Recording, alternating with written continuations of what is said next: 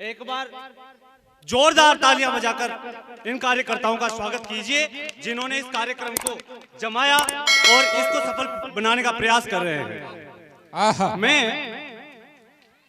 शुरुआत यानी कि सर्वप्रथम वाणी की अधिष्ठात्री देवी मां वागीश्वरी को नमन करते हुए चार पंक्तियां मां वाणी स्वागत वीणा पाणी को समर्पित करता हूं। मां सरस्वती मुझको वर दे, मां सरस्वती मुझको वर दे, मैं भारत का गुणगान करूं। जिंदाबाद, वाह। मां सरस्वती मुझको वर दे, मैं भारत का वंदन गाऊं। महलों की भूख ना हो मुझको, महलों की भूख ना हो मुझको, जो पड़ियों का क्रंदन गाऊं। मां सरस्वती मुझको वर दे, मैं भारत का वंदन गाऊं। महलों की भूख ना हो मुझको, महलों की भूख ना हो मुझको, जो पड़ियों का क्रंदन गाऊं। क्या बात है। शीश झुकाकर मैं मांगू, अरे शीश झुकाकर मैं मांगू, आशीष यही दे दो मुझको। शीश झुकाकर मैं मांगू, आशीष यही दे दो मुझको। अरे शीश दान करने वालों के शीश शीश को मैं गाऊं। शीश दान करने वालों के शीश शीश को मैं गाऊं। बहुत बहुत धन्यवाद कि आपने अपना प्रेम दिया। मैं अपना परिचय आप तक पहुंचाने की कोशिश करता हूं। स्वागत भाई, स्वागत। वैसे आपने पोस्टर में दो नाम दे ही लिए होंगे, उसी तरह से मैं चार पंक्तियों के माध्यम से अपना परिचय आप तक पहुंचाने की कोशिश करता हूं। यदि मेरा परिचय आप तक पहुंचे तो अपनी प्रतिक्रिया मुझ तक पहुंचाना ताकि मैं शुरू हो सकूं। स्वागत। इस धरती पुत्र का अर्थ होता है किसान, और मेरे पिता एक किसान हैं। परिचय की शुरुआत करता हूं। किस धरती के धरती पुत्र का वंशज हूं मैं, मां सरस्वती के वरद पुत्र का अनुचर हूं मैं। शब्दों से बोले हूं, लेखनी से आंख दूं, जो आंख उठे मां भारती पर उसे वही पर काट दूं। भारत मां का गौरवगान करना काम है मेरा। मैं परशुराम का वंशज हूं, पुरुषोत्तम नाम है मेरा। जिंदाबाद, बहुत अच्छे भाई। मैं परशुराम का वंशज हूं, पुरुषोत्तम नाम है मेरा। कि कच्चे कोलुओं में जन्म लेकर खेतों में चलना सीखा है। कच्चे कोलुओं में जन्म लेकर खेतों में चलना सीखा है। पिताजी के आगे मुर्गा बनकर मैंने पढ़ना सीखा है।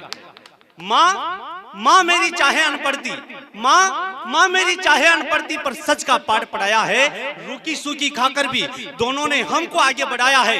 परिवार और संस्कारों की छांव में खड़ा हुआ हूं मैं। अरे सावतगढ़ जैसे छोटे से गांव में बड़ा हुआ हूं। क्या बात है पुरुषोत्तम भैया, वाह।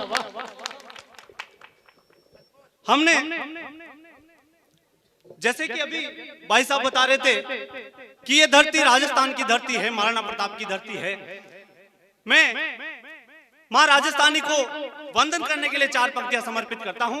स्वागत। निवेदन करता हूं कि मां जगजननी जगदंबा के चरणों में शीश नवाऊं। जहां जन्म लिया राणा ने वो धूल मस्तक पर लगाऊं। उस सूरवीर चेतक के स्वामी महावीराभिमानी स्वामी एकलिंग के बेटे को शब्दों से अर्घ चढ़ाऊं। मां राजस्थानी माटी को मैं जुग जुग शीश नवाऊं। पिछले 2-2.5 वर्षों से हमने एक महामारी, भयंकर महामारी का सामना किया।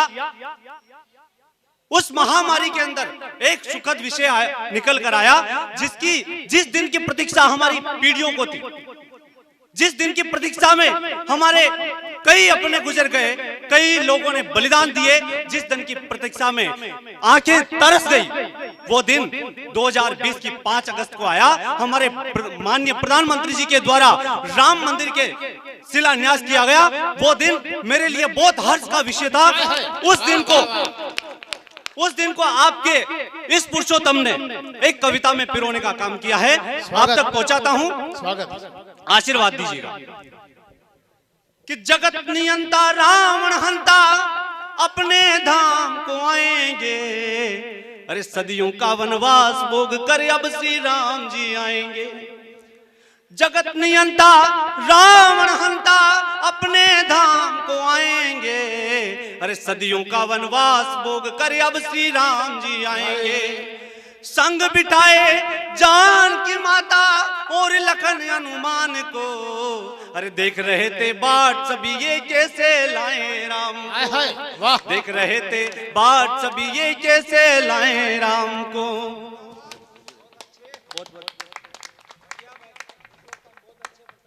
बहुत आभार आपका, डाबला की धरती ने मुझे ये स्नेह दिया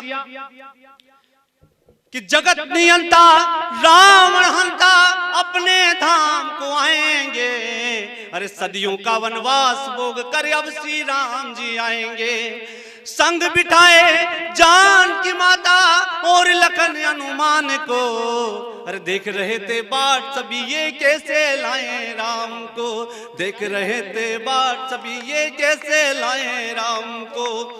आतंकी मुगलों ने बर्बरता से मंदिर तोड़ा था, अरे राम भक्तों के सीनों में गोली खंजर छोड़ा था। कैसे भूले हम कोठारी बंधु के बलिदान को, अरे देख रहे थे बाट सभी ये कैसे लाए राम को, देख रहे थे बाट सभी ये कैसे लाए राम को। हिंदू को खतना करने के दृश्य पड़े हैं आंखों में, कार सेवकों की लाशों के ढेर हमारी आंखों में। कैसे भूले हम कोठारी बंधु के बलिदान को, अरे देख रहे थे बाट सभी ये कैसे लाए राम को, देख रहे थे बाट सभी ये कैसे लाए राम को। क्या परिस्थितियां थी साहब, किन परिस्थितियों में ये समय निकल कर आया कि कई युगों से झूल रहे वो पीड़ा कितनी भारी है। देख राम जी को तंबू में नियति भी अब हारी है। तर्क हुए आधारहीन सब फिर मेलों में आएंगे, अरे मर्यादा पुरुषोत्तम है वो मर्यादा में आएंगे। वाह मर्यादा पुरुषोत्तम, यूं ही मर्यादा पुरुषोत्तम नहीं कहा जाता है उन्हें। सुप्रीम कोर्ट का निर्णय आया है, उसके बाद राम मंदिर का शिलान्यास किया गया है। साहब हम चाहते तो कैसे भी कर सकते थे, लेकिन हमने भगवान राम की मर्यादा को बनाए रखा, और हमने नहीं बनाए रखा वो उनका आशीर्वाद था, क्योंकि वो मर्यादा पुरुषोत्तम है। इसलिए पंक्तियां निवेदित करता हूं। स्वागत। और ये दिन ऐसे ही नहीं मिला है कि कैसे कहूं कि यूं ही मिल गया ये पुण्य दिवस में, कैसे कहूं कि यूं ही जीत मिली है संघर्ष में, अरे कैसे कहूं कि कुछ भी खोया नहीं है, कैसे कहूं कि राम भक्त रोया नहीं है, कैसे कहूं कि राम भक्त रोया नहीं है। कैसे भूले जब हमसे राम जन्म का प्रमाण मांगा गया, कैसे भूले हमसे हमारा स्वाभिमान मांगा गया, अरे कैसे भूल जाए हम हिंदू होकर हिंदू के सम्मान को, कैसे भूल जाए हम रामलला से किए गए अपमान को। आपकी तालियां मिलेगी तो मैं ज्यादा शुरू होऊंगा, आप लोग खामोश बैठे हो, यानी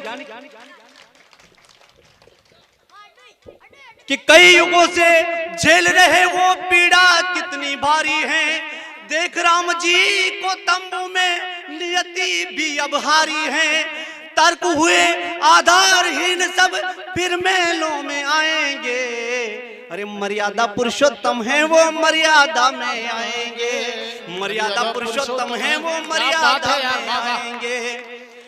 मर्यादा से बंधे हुए उन मर्यादित गुणधाम को, अरे देख रहे थे बाट सभी ये कैसे लाए राम को, देख रहे थे बाट सभी ये कैसे लाए राम को। एक बार दोनों हाथ उठाकर आशीर्वाद दीजिएगा। एक चंद समर्पित करता हूं कि राम राम से रमे राम में, रोम रोम में राम रमे। राम राम से रमे राम में, रोम रोम में राम रमे। राम नाम में ध्यान लगाकर चित्त में चारों धाम रमे। माँ कौशल्या के नैनों से अविरल बेते राम को, हर देख रहे थे बाट सभी ये कैसे लाए राम को, देख रहे थे बाट सभी ये कैसे लाए राम को। जोरदार तालियां हो जाएगी। राम की महानता किसमें है साहब, क्या क्या बातें नहीं होती है। कई अपवाद ऐसे भी हैं जो राम पर कई तरह के शब्द इस्तेमाल करते हैं, और राम की महानता क्या है वही आपके सामने रख रहा हूं, पंक्तियां निवेदित करता हूं। स्वागत। अपने हाथ उठाकर मुझे आशीर्वाद देना कि वो राम जिनके नाम से एक वानर कर्तव्य कर जाता है, वो राम जिनके नाम से एक वानर करतब कर जाता है, अरे विश्व विजेता रावण की लंका दहन कर जाता है। वो राम जिनके भय से दुष्ट थर-थर-थर-थराते हैं, वो राम जिनके नाम से पत्थर भी तर जाते हैं, वो राम जिनके नाम से पत्थर भी तर जाते हैं। मैं उन्हीं राम के भुजबल का गुण गौरव गान सुनाता हूँ। अरे पिनाक खंड कोदंड राम के चरणों में शीश झुकाता हूँ, पिनाक खंड कोदंड राम के चरणों में शीश झुकाता हूँ कि राम नाम की माला जपकर, राम नाम की महिमा क्या है साहब, कि राम नाम की माला जपकर बजरंगी बलवान हुए, राम नाम की माला जपकर वाल्मीकि महान हुए, राम नाम आधार मानकर अंगद ने पांव गाड़ दिया, एक अकेले योद्धा ने समस्त लंका को पछाड़ दिया, अंत में रावण को गद्दी से उठकर आना पड़ता है। अरे राम भक्त के चरणों में भी शीश झुकाना पड़ता है, राम भक्त के चरणों में भी। क्या बात है पुरुषोत्तम भैया, वाह। क्या स्थितियां हो गई, राम ने क्या क्या दिया हमें और हमने क्या स्थितियां कर दी साहब। आजकल एक शब्द निकल कर आता है दलित, और इस पर इतनी राजनीति कठोर हो गई है साहब। कहते हैं कि दलितों का हमेशा से शोषण किया गया है, दलितों का कोई साथी नहीं था, लेकिन मैं कहता हूं कि मेरे राम ने हमेशा दलितों को साथ लिया है। पंक्तियां निवेदित करता हूं कि वो राम जो दलितों संग वनवास बिताने आए, वो राम जो दलितों संग वनवास बिताने आए, वो राम जिन्होंने सबरी के झूठे बेर खाए, वो राम जिन्होंने दलित को सर्वप्रथम भाई बताया, अरे भरत सरी का स्थान देकर केवट को गले लगाया, भरत सरी का स्थान देकर। क्या बात। आज स्थितियां ऐसी हो गई है कि हम जातियों में बंटना चाहते हैं साहब, इस देश को तोड़ना चाहते हैं। आखिर क्या होगा जिससे, जिन लोगों ने हमें आजादी दिलाई, आजादी के इतने दशकों के बाद भी हम जाति जाति करते हैं। पंक्तियां निवेदित करता हूं स्वागत कि इस आजादी का मोल किसे पता है, मुझे बतलाओ, किसने विष का घूंट पिया है, थोड़ा पीकर दिखलाओ। अरे विरासत में मिली आजादी तुमको सस्ती दिखती है, जो राख हो गई थी लपटों में किसे वो बस्ती दिखती है, जो राख हो गई थी लपटों में किसे वो बस्ती दिखती है। अरे क्यों बुझी हुई चिंगारी को फिर आग बना रहे हो जी, क्यों हंसते खुसते भारत को फिर खाक बना रहे हो जी, क्यों हंसते खुसते भारत को फिर खाक बना रहे हो जी। अरे इतिहास कल जो था वो फिर दोहराया जाएगा, जातिवाद का जहर भरेंगे, तुम्हें बेकाया जाएगा, अलग अलग बिखेर कर तुम्हें मारा जाएगा, एक एक करके सबको मौत के घाट उतारा जाएगा, फिर कैसे स्वतंत्र जियोगे, हमें जी कर दिखाना जी, और अपना मुल्क गुलाम करके तुम जातियां ही बचाना जी।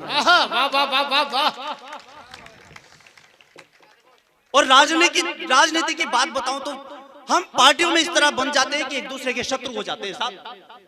राजनीति की बात करता हूं मैं आपके सामने कि पार्टियां क्या करती है कि मैं तुझको आतंकी बोलूं तू मुझको आतंकी, यही होता है ना कि मैं तुझको आतंकी बोलूं तू मुझको आतंकी, राजनीति में हर दिन चलती रहती ये नौटंकी, राष्ट्र प्रेम को भूल गए सब, जातिवाद की बात करे, सबको अपने घर की चिंता फिर कौन राष्ट्र की बात करे।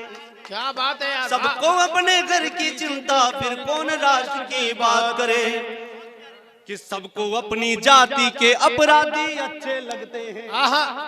स्थितियां यही है साहब, अपनी जाति के अपराधियों का महिमा मंडन करते हैं लोग कि सबको अपनी जाति के अपराधी अच्छे लगते हैं, नशा करे वो धूमधाम से फिर भी बच्चे लगते हैं। अरे कई माफिया जेलों में बैठे वोटों की बात करे, सबको अपने घर की चिंता फिर कौन राष्ट्र की, सबको अपने घर की चिंता फिर कौन राष्ट्र की बात करे।